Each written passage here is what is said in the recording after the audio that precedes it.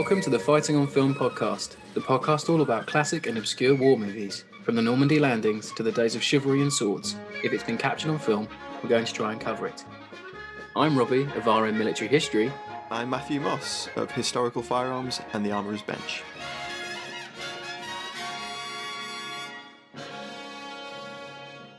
Hello, welcome back to Fighting on Film. Now, this week, Matt is still on holiday, but I'm not alone, as we are joined by Paul Woodage from WW2TV. We love his work here at FOF HQ, and if you haven't yet, please subscribe to his channel because you're missing out on some fantastic World War II videos.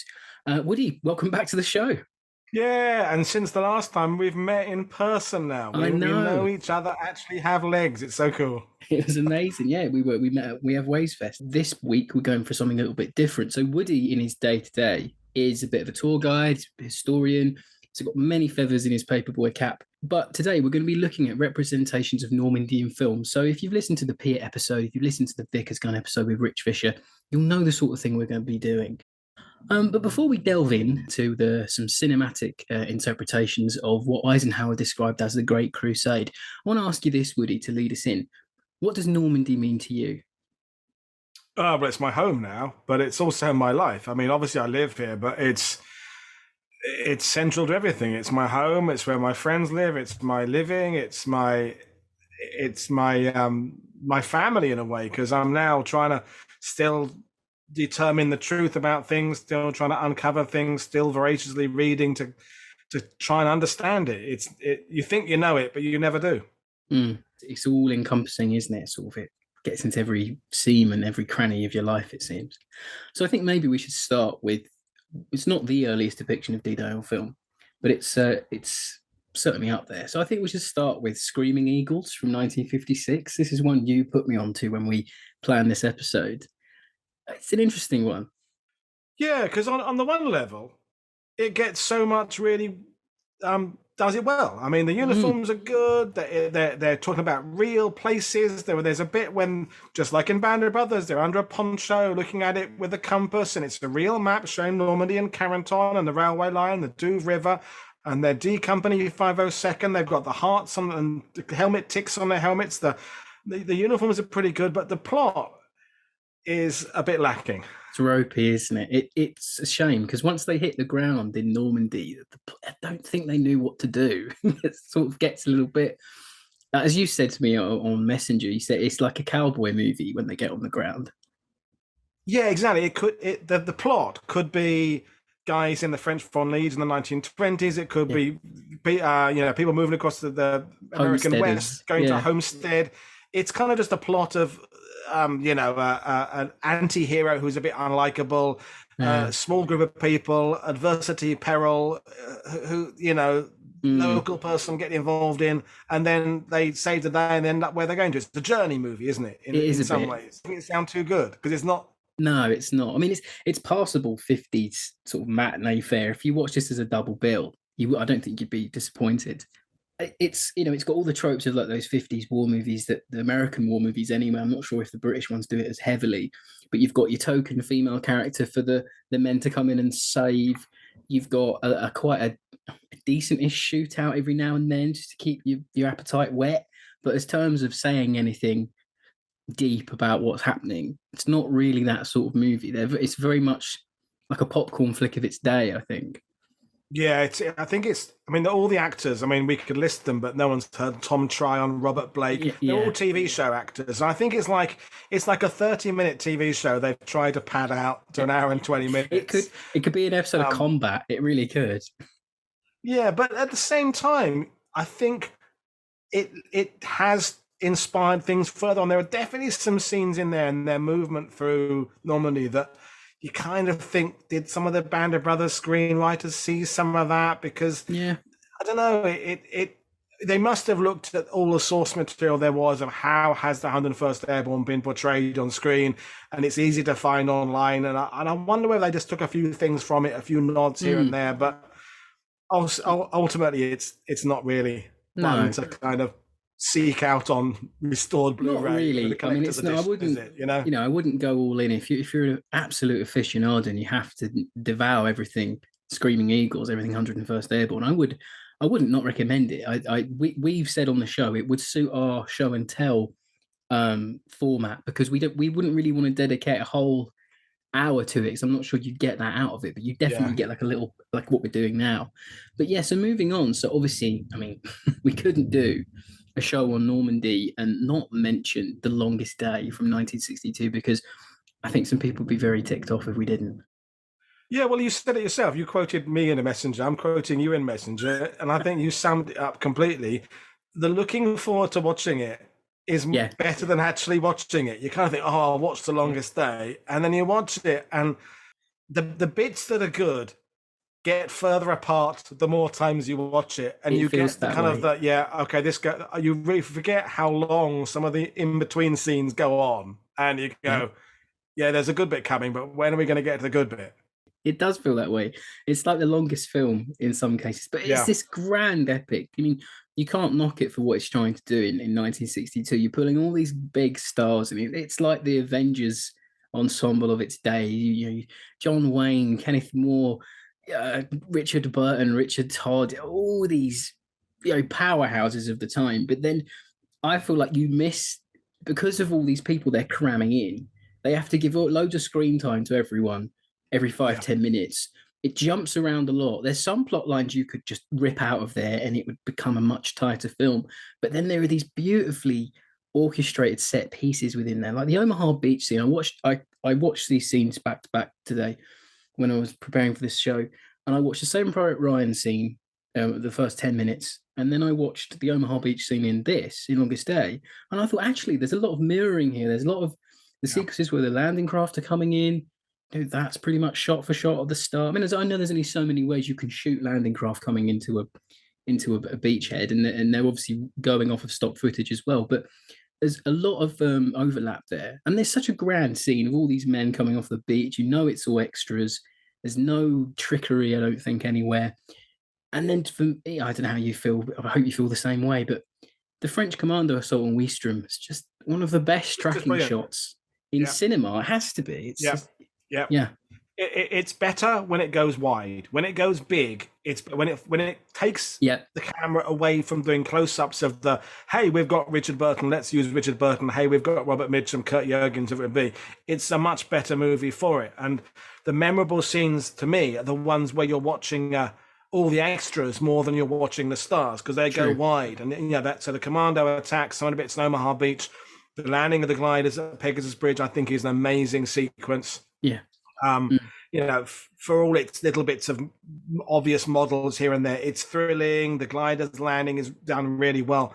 But I think that's my thing. You asked me about the fact I live in Normandy. I don't see, when you go from beach to beach to locale to locale, you really get a sense of where you are. There's no sense that, hey, Utah Beach has floods behind it, Omaha Beach has the bluffs, Sword has houses, Juneau has it. It's just beaches, and they spend too much time sort of zooming in on the stars, reminding you, hey, it's Henry Fonda. We've paid for Henry Fonda, folks. Let's have Henry Fonda walk up the beach.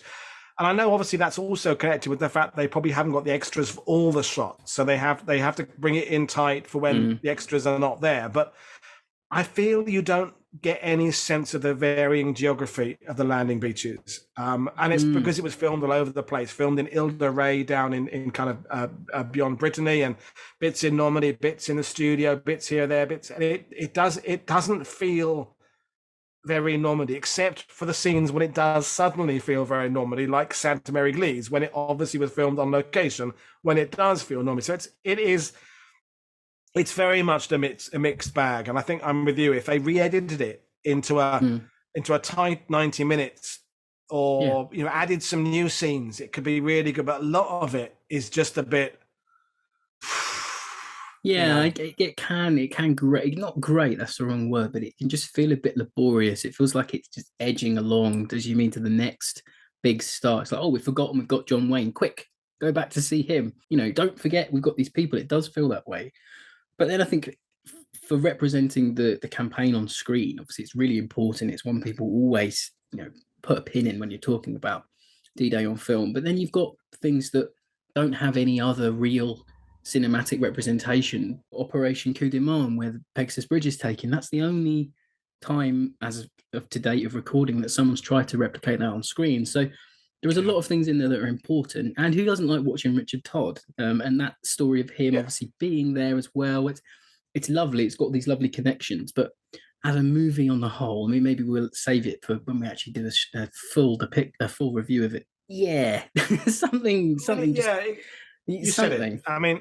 I mean, Bridge Too Far, for example, it only, when you think about it, only breaks down like 6 or 7 different groups of characters. Longest Day is like, it's trying to juggle 20, 30 different locations and actors. And the fact that it does manage to keep you going, you don't really get lost. I think, I mean, obviously, it's been a long time since I watched it the first time, and I can't kind of replicate that first viewing. But I never feel I'm kind of, so where is it? Where are we now? Who are we on now? It manages to keep all those plates spinning quite well. Given it's doing the German side, the French side, the British side, famously not doing the Canadian side at all, and the American side. But it does keep all those plates spinning. But at the end of the day, I think it's showing its age now. It is what? It's 60 years old now. It's in an anniversary year, I think, actually, too. So it must be 60, because if I'm born in 60, 60 years, 60 years this year. Yeah, wow. So it's showing its age. A little bit. But it's a classic as well.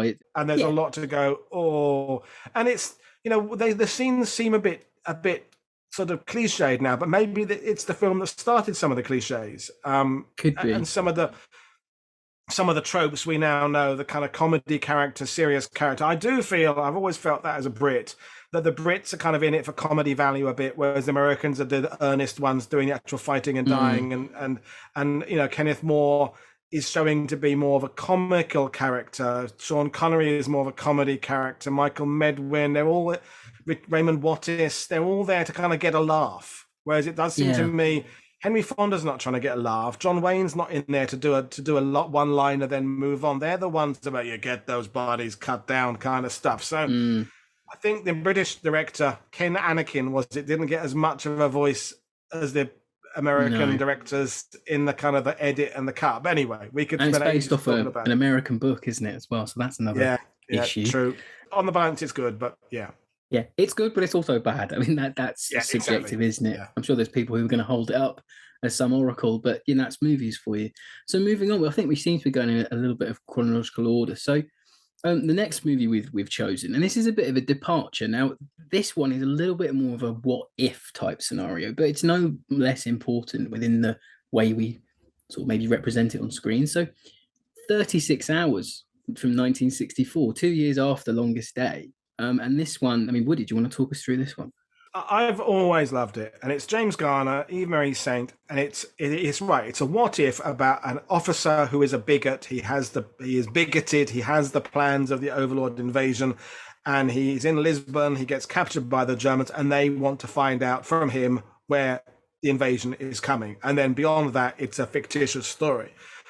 But what I love about it is, James Garner is always just so watchable and so good and so likable and convincing and brilliant. But also, think of when it was made, mid-60s, Germans in war films up to then were either just nincompoops. Think of Colditz, the guards in Colditz, or they are fanatical SS, evil, murdery type people. The main character in 36 Hours, the German, played by Rod Taylor, the always underrated Rod Taylor, Australian actor, who is, for my money, one of the most underrated, underappreciated leading men of the 60s, is an intelligent German. And I think we're used now with Inglourious Basterds, which of course Rod Taylor was in as Churchill, to have very intelligent German characters on screen. But I think in the 60s they were there. Think of Screaming Eagles we just reviewed a minute ago. The Germans in that are basically faceless, running about in mixed up uniforms, First World War helmets, apart from the one German who's in the homestead, who's kind of a character, but he's not very fleshed out. In 36 Hours, Rod Taylor's character and the other one, Werner Peters, the bad German, they've got depth. They've got real character development, which is such an unlikely thing when you consider, we were talking about watching Sea of Sand, Steel Bayonet was on recently. The Germans in those kind of movies, the British movies, they're like stormtroopers in Star Wars, aren't they? They're like Indians in Westerns.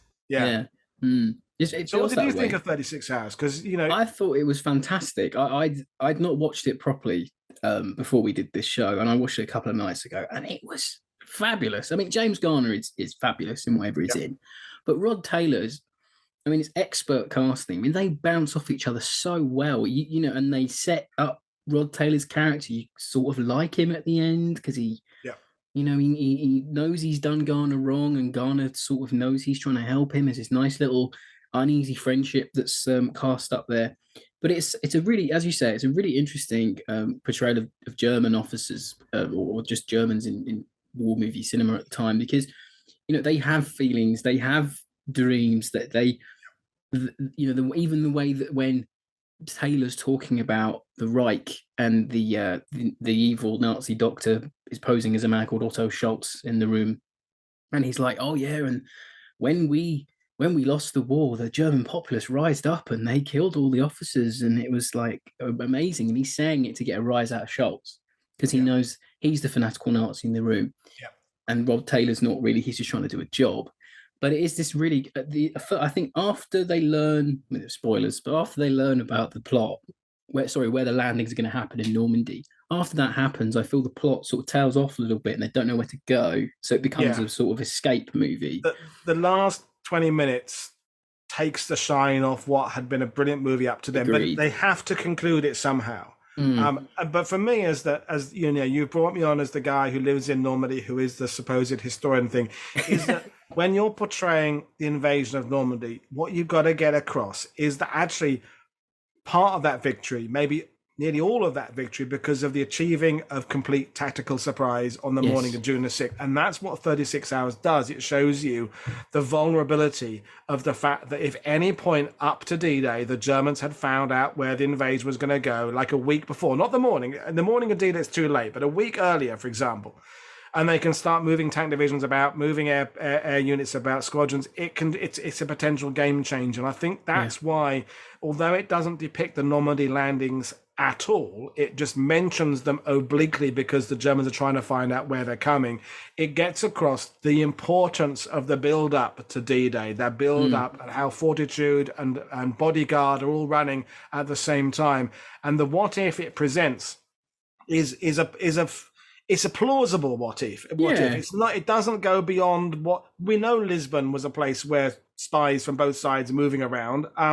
It's not implausible they could have captured an American officer who knew the plans. It was remade, by the way, in the 80s with Corbin Berenson from, was he in ER or one of those? One of those medical shows, and the remake was awful. They took all that was good about it and just made it awful. And there was a motorbike escape in the remake. Does the DVD cover on it say something like they tried to or something that they tried to steal his mind, she tried to steal his body, or something? Something like that. Something really cheesy. Pakula is in it from Gorky Park and Escape from Sobibor, and it reminds you, when you see the remake, it's that reminder of how good the original was, how great James Garner was, and despite the ending, they don't quite know, as you say, where to go with it. And then you have what's his name comes in, who was the guard in Hogan's Hero. I forget the guy's name now. He plays a character called Ernst, I think. Yeah, but it's kind of an early version of the character he plays in Hogan's Hero, almost the kind of the friendly fat German who he's a border guard or something, isn't he? Border guard, but. If you haven't seen it, folks, I'm talking on the FOF show, taking it over myself. It's definitely it's a brilliant thriller. Anyway, it is. It's good. It's a very fantastic. It brings up the Holocaust comes into it as well. That comes into the story as well. We don't give too much away, but it is a really, really good, thorough examination of the vulnerability of Overlord. And I think for that's why I wanted to include it in this, even though it doesn't portray the landings on screen. It portrays that importance of keeping it all secret.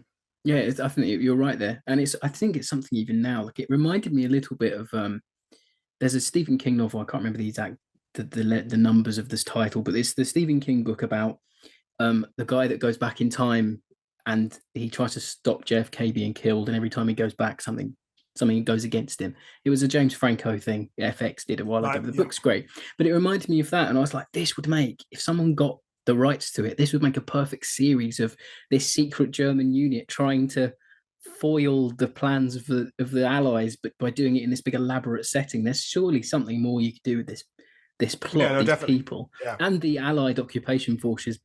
The Allied Occupational Forces badge is just so good. Like, I love it.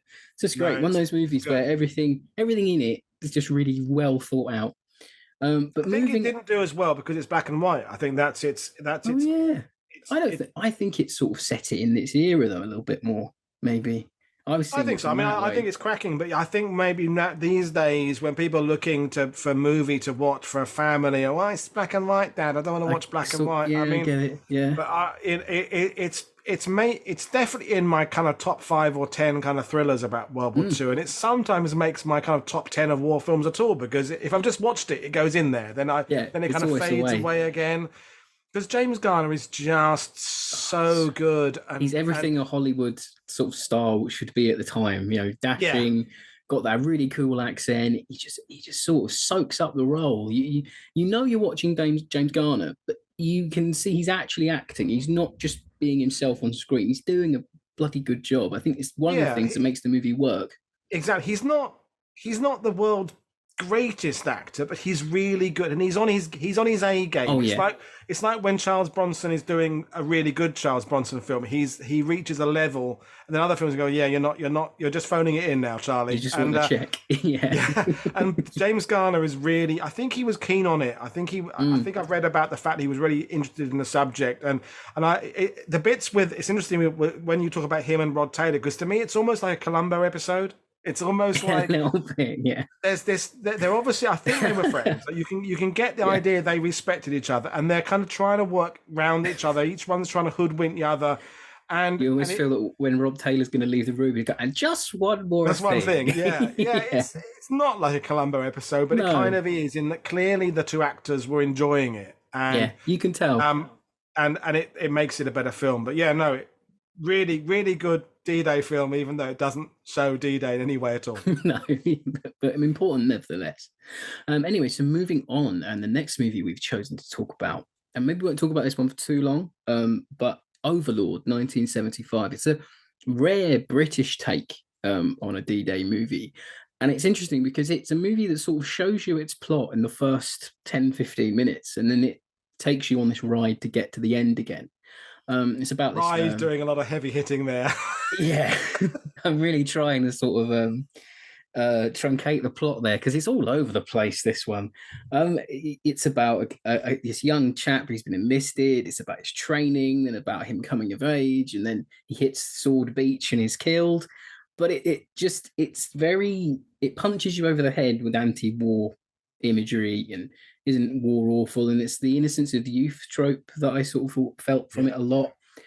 But in the end, it sort of tries to do a little bit of a landing section, and there's some nice there's some nice editing going on. But I don't think it's not the best war movie, but it's a good anti-war movie. I think that's probably where I'm going to on that one. No, definitely. I mean, it's got echoes of the film If, Malcolm McDowell, the school one with the Brendan gun, Lindsay Anderson. Now you say that. It's got that kind of youth going awry, youth coming of age. But I mean, it portrays D-Day, but like in a blink and you miss it. Yeah. But I have to say, the cutting in between the original footage from the Imperial War Museum, because it had the backing of the Imperial War Museum, didn't it? It was kind of co-released with them. Is really well done. The soundtrack is quite good, but to me, it's just trying. I think it was. I'm quoting. I think it was. Oliver Stone said, "A good movie is not a good war movie is not an anti-war or a pro-war movie. It's just a war movie, and a good war movie is anti-war." By default, if you do it well enough, yeah, I think it was Oliver Stone. I think it's trying too hard to hit you over the head repeatedly with a frying pan with "War is bad" written on it in crayon. Because when you see the trailer of that one, I think Talking Pictures had it on a while back, and I thought, oh wow, this is great. Like, guy gets conscripted, gets to hit Sword Beach. I was like, is this going to be like From the City, From the Plough? Is this going to be like that? But no, it's painfully obvious in the first 10 minutes it's not, and that's a shame. But as we said, a rare representation of a just British D-Day movie. And I think at the time it would have brought Imperial War Museum footage to an audience that wouldn't have seen it for a long time. We're in an era now where people are putting clips on all the time. We have the Imperial War Museum website, and let's not get into the rewrites of their use of their footage and everything in that debate. But the fact is, I think in mid-70s when it came out, your average cinema goer had kind of forgotten that there had been this archive of footage taken. And I think it was a good way of of getting that on screen. But yeah, the plot and the film and there's no one in it of any note. I think the year of its release says a lot more about why the movie probably is the way it is, because it's 1975, and that's the year that Vietnam War finally ended, when Saigon was taken by the North, and you've got a lot of things going on in Asia as well. There's a lot going on socially, politically. I can understand why a film like this would be made, but setting it in the Second World War, I don't know. But anyway, moving on. Moving on. So the next movie is, I know Woody likes this one. He's a big Sam Fuller fan. And we recently did Mel's Marauders. Go and check that one out if you haven't before. But it's The Big Red One from 1980, and it's 10 minutes of Omaha Beach.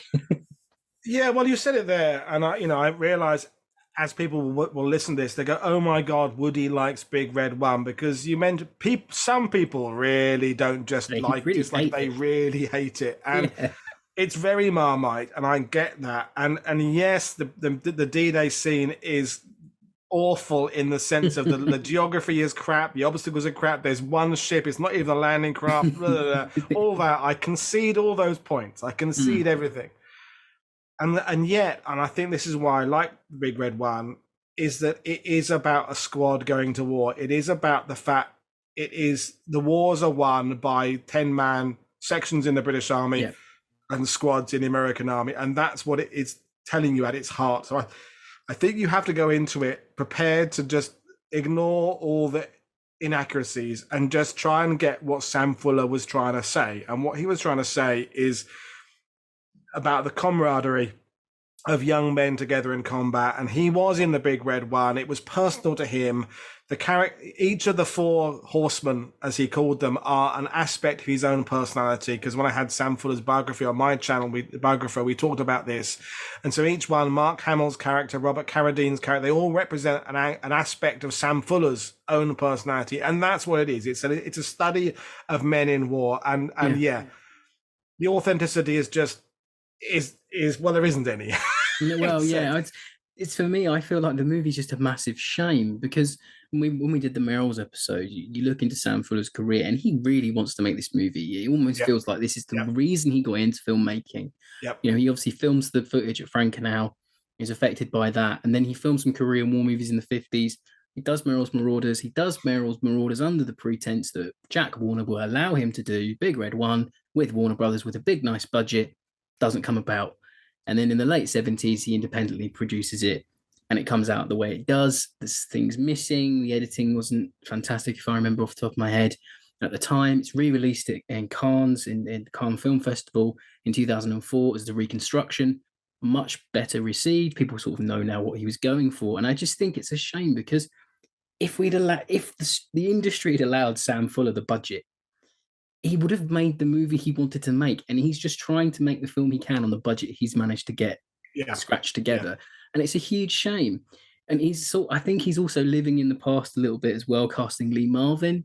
It's not the 60s anymore. You could have got someone else, but then with the budget you have, who could you get? It's one of the few Mark Hamill movies that isn't Star Wars off the top of your head. Pretty much, it's a really interesting movie, and I always feel like it's just grasping for something it can't have. But the scenes when it wants to hit hard, it can. But it's a shame that he just didn't have more money to get the Omaha Beach sequence that I think he would have wanted. Obviously, being on the beach himself. You're right. Lee Marvin's too old, but at the same time, I can't see anybody else doing that role.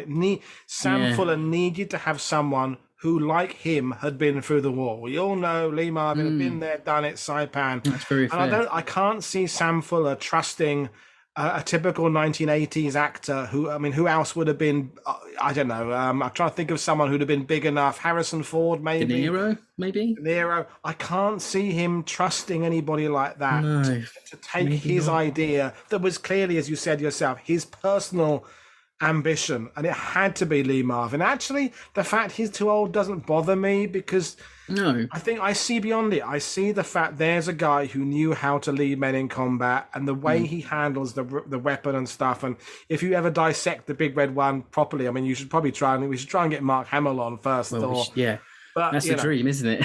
I'd love to be involved in it, because I just still think what it was trying to achieve is honorable, and you can see there, and you have to just see, sometimes you have to see beyond what the artist was given, as you say, then trying to see what he was trying to achieve. And it was, if you think of, was it Hanover Street came out a year earlier? It's just a throwaway B movie, you know, everyone's phoning it in. Christopher Plummer.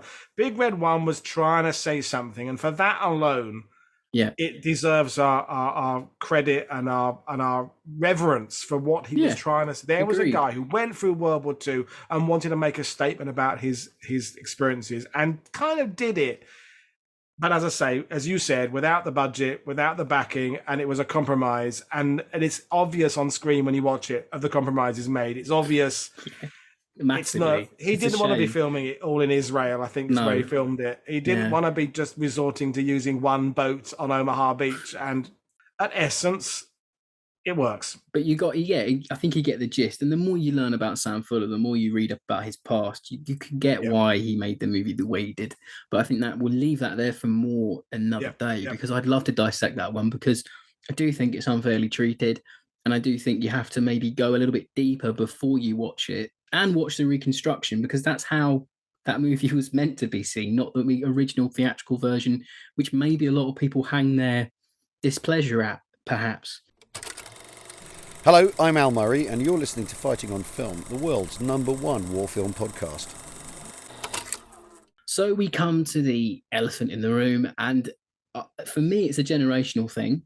When I think of D-Day on film, I always think the first 20 minutes of Saving Private Ryan, 1998. Yeah.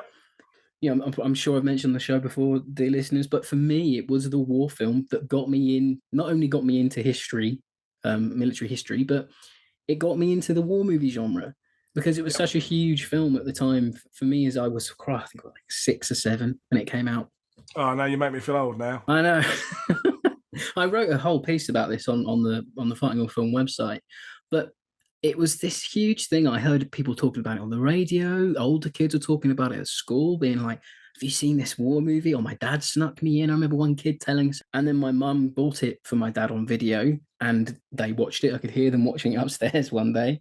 And I was obviously, I didn't come down because I didn't want to get in trouble or anything like that. And I came into my mum in the kitchen one day. And I said, look, Mum, I need to see this movie you've bought, Dad. Can I please watch it? I think I was like, I'll be good. I'll do my homework. I'll eat my greens. And then one afternoon, she went, do you want to watch that movie together? And we all watched it together. And I was just silent the whole way through. A movie hadn't affected me like that for years. And for years after, actually, thinking about it. But it's something, I'm talking about the movie as a whole, really. It's not fair. We're trying to just talk about the beach landing scenes and what is Normandy on film, the whole film, I guess. The study of war films will now divide into everything that was before Saving Private Ryan and everything that followed. It's like Psycho in horror films, or the Sergio Leone westerns, or Quentin Tarantino's take on Pulp Fiction on the gangster film. There's nothing will be the same, or nothing was the same after Saving Private Ryan. The use of washed out color, the sound effects, all that, the fact you didn't know anything about the characters before you were following them on screen in action, all of that was new with that film. And now, when you watch it, it seems old school. It seems, we've all seen that done before, but it was the first one that did all that stuff. So that's my stuff that I say is good about it. For me, every time I watch it now, and I don't watch it very often, it is a case of diminishing returns. Each time I put it on, I'm afraid I like it a little bit less, and I don't quite know why. It's just, I think, that you're right. We're separating the first 20 minutes and the rest of it. The first 20 minutes still has the same power it probably always did, although, as I just referenced, the use of color, the use of sound effects is less startling now because we've seen it so many times since. But the rest of the movie is just pants. It really is just, it's not pants. There's a lot of worse movies, but I just watch it and I go, I just see so many things I would do differently about it, and so many things I think that's a pity, and crowbarring this in and crowbarring everything they can into the plot. We need SS now. We need Mustangs. We need to have a radar station. We need to have a turncoat German who isn't with. We need to have. It's just. I think it tries too hard, but okay. No, I get that. The first 20 minutes, I was watching it again today. And I watch it quite a lot actually, so I think, I just do. So I think it's a great piece of cinema. But there's always things I forget to notice. So there's a blink and you'll miss it. There's a Sherman tank in the background, even though Tom Hanks has just told that beach demolition guy that there's no tanks. And I'm thinking, well, hang on, he's only thinking in terms of his own sector. So he's not aware of perhaps he's not aware of more tanks down the line there. There's guys with breaching charges coming in. There's different, there's all different people with different kit they're carrying. It's all the minutiae that I really love about that scene, that not, unless you've got the budget, I don't think you can do half the time. And there's something that I do really enjoy about the movie is every single dollar that they put into that movie, you can see in that sequence. Oh yeah, definitely. And that's something I love about it. And obviously, you've got Dowdye in there. He's a great historical advisor. I think there's not many films I've watched of his that I think are dodgy in terms of kit and equipment. Tom Hanks is this huge star even now. But he was massive at the time. I mean, I know it caused a lot of controversy at the time for people saying that they wrote the British out of it. They don't even mention the Canadians at all. But it's an American movie for an American audience. I think you can forgive it for that. Whether we should forgive it for that now is different. Not too. What do you feel about that? I feel you're absolutely right. Except there's that line they have where they have a go at Montgomery, and that to me, if it wasn't for that line, I'd defend it completely. It's not about the Brits. It's the fact that a lost paratrooper who doesn't know where his own unit headquarters is talking to a lost ranger who doesn't know where much of his unit are, and they are able to be able to give an accurate understanding of what is happening 50 miles to the east in the British sector about Caen. It's like, you don't know where your own bloody, next ration box is coming from. True. You're not in a position to comment about the British. The British who are near Caen don't know what's going on with Caen. So it seems to me at some point, I had this conversation with Dale Dye myself in a pub in Bayeux. I said, why did you put that line? He said, well, I was just a military advisor. I didn't put that line in. But I said, that got through meeting after meeting. Where someone didn't say, isn't this just a little bit having it go at the British for no reason? And every one of those decisions, in the shooting, in the writing, in the shooting, in the editing, it passed all those ones, and they still left it in there that have a go at Montgomery. The thing is as well, they didn't even edit it out of the European version either, which they could have easily done. Like, it's a bizarre thing. I mean, we know Montgomery's a dick in many ways, but the fact is, whether or not there's a problem with the British taking Caen is a separate subject. To me, it just felt let's have a go at the Brits because we can have a go at the Brits, and that's one of the things that really riles me about it. But you're right about the fact they obviously let all the people who were bringing in vehicles, kit, guns to just bring their favorite stuff out, because you can't imagine Spielberg. Excuse me, lads, that's the Mark II SDK. They're letting people who know that crap come in and do it, the Ketton crowd, all that kind of stuff there. Saying that now, like you're saying that, and then there's a bit near the end. I only re-noticed this I watched it a few months ago again. And there's the bit at the end where they're fighting in the town. Tom Hanks has got like a 30-round Thompson magazine pouch on like a sling.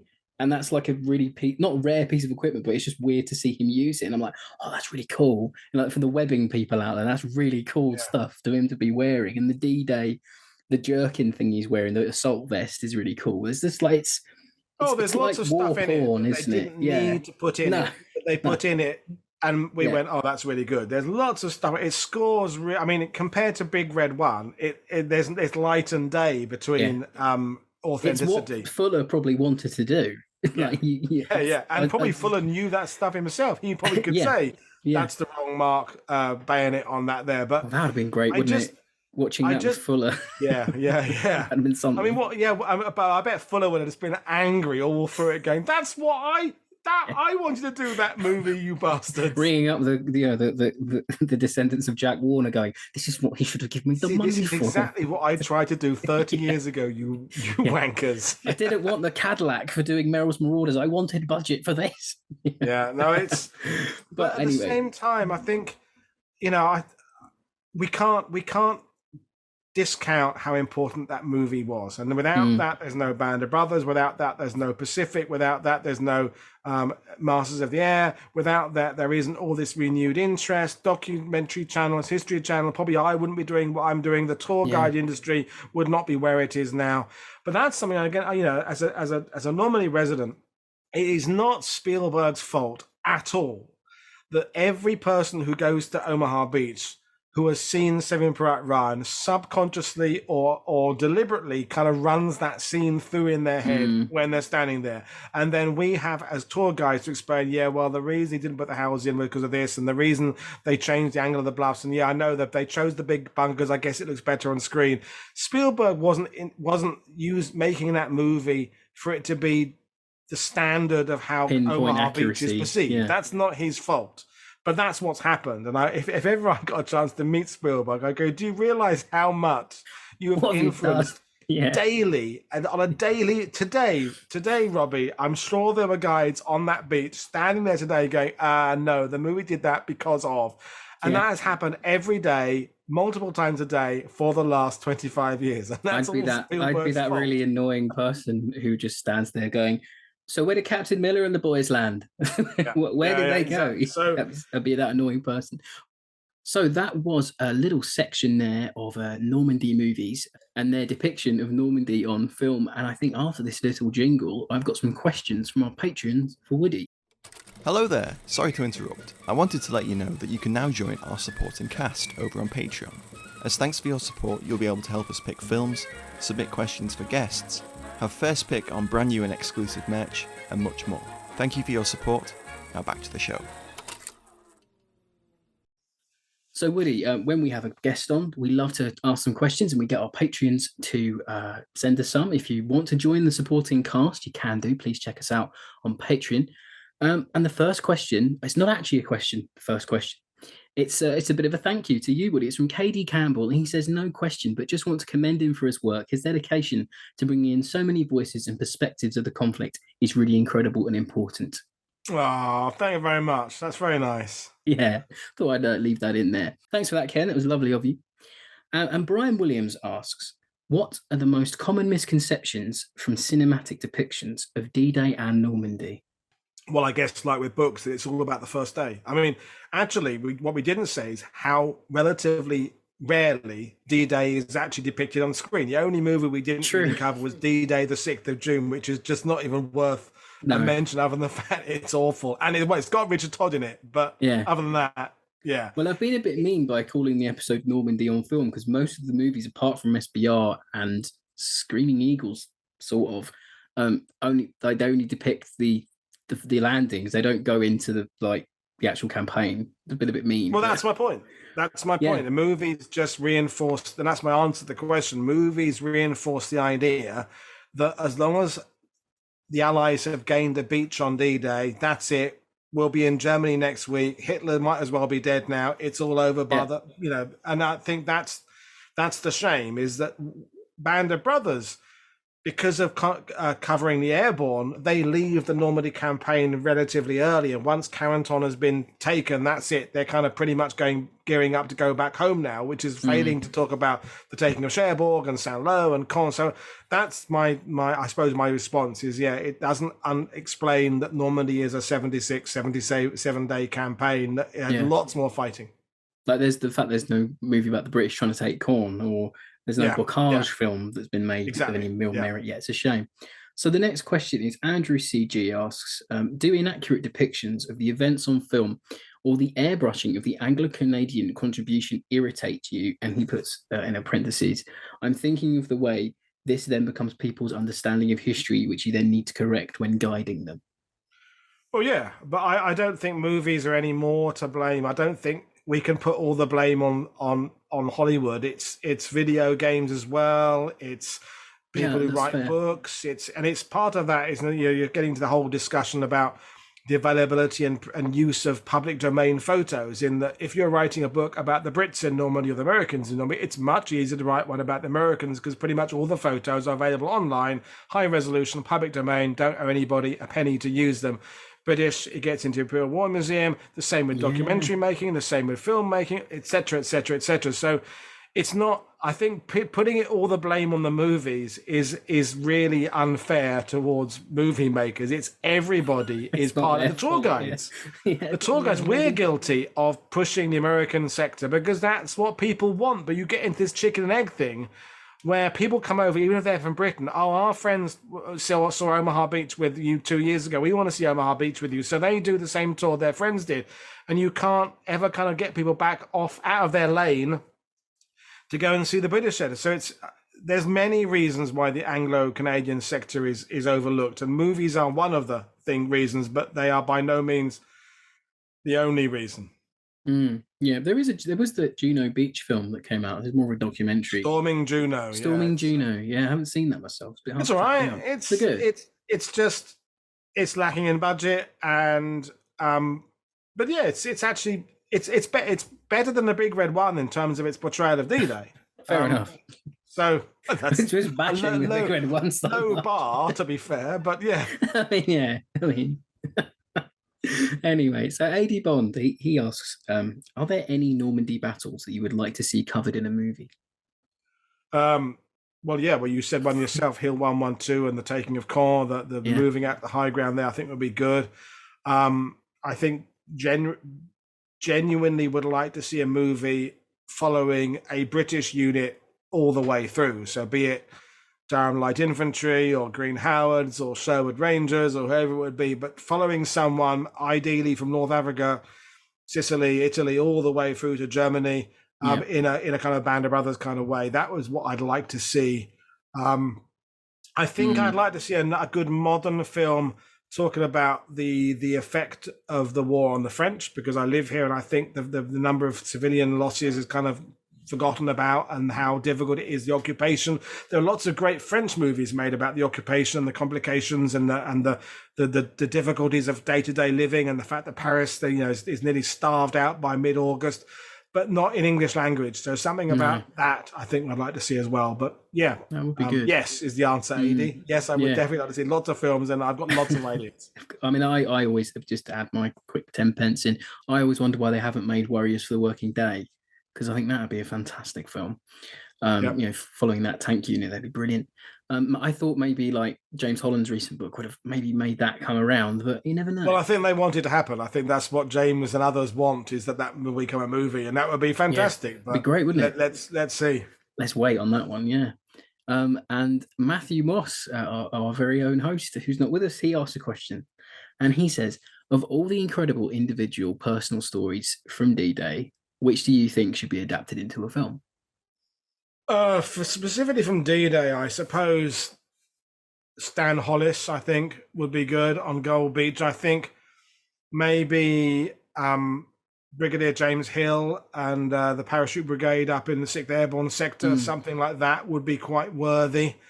Beyond that, I think maybe something about the command issues, getting the fleet across. Stephen Fisher would like that, but something about the marshalling, Ramsey, for example, just getting the fleet across, or someone lower in that, just the core minesweeping would be a good, someone like that. Someone from that. There's lots of individual heroes who I think would be worth depicting on screen, but Stan Hollis kind of first comes to mind as a character that I think an audience would fall in love with him, because he's got that, not anti-hero, but he's kind of a bit clumsy and a bit, odd in his mannerisms, and a very distinct person I think an audience could really relate to.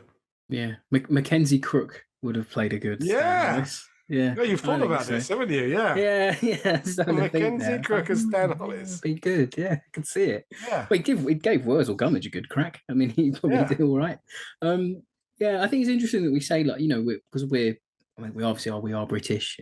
Woody lives in France, but it's interesting that we're saying we want more British depictions of this campaign on film. It's like we're crying out for them as we talk. But the last question is from Tom McCall. He says, "My question is about your work. Where is the most special place on the Normandy battlefield for you, and where do you wish more people would visit or have an interest in visiting?" Oh, well, it's always changing, really. I mean, depending on what I've just been looking at and following, really. But I think, without saying a specific place, it's that area, like 7 days in the campaign, the various battles for the beachhead, Tilly-sur-Seulles, Point 103, the Breville up in the British 6th Airborne Sector, the Rauray Ridge inland from Gold Beach, the Americans pushing inland towards beyond Carenton. So that pivotal time when the Allies have not quite got the beachhead they intended. The Germans are now thrusting up all their armor. It's all beginning to arrive now, and it's not in the balance in terms of our understanding of history now, looking back on it, but it felt in the balance at the time. And there was a domino effect, I think, that had the Germans thwarted the British and Americans and Canadians a few more times around June 11th, 12th, 13th, it could have easily changed the dynamic, not the end result. So that area there always intrigues me.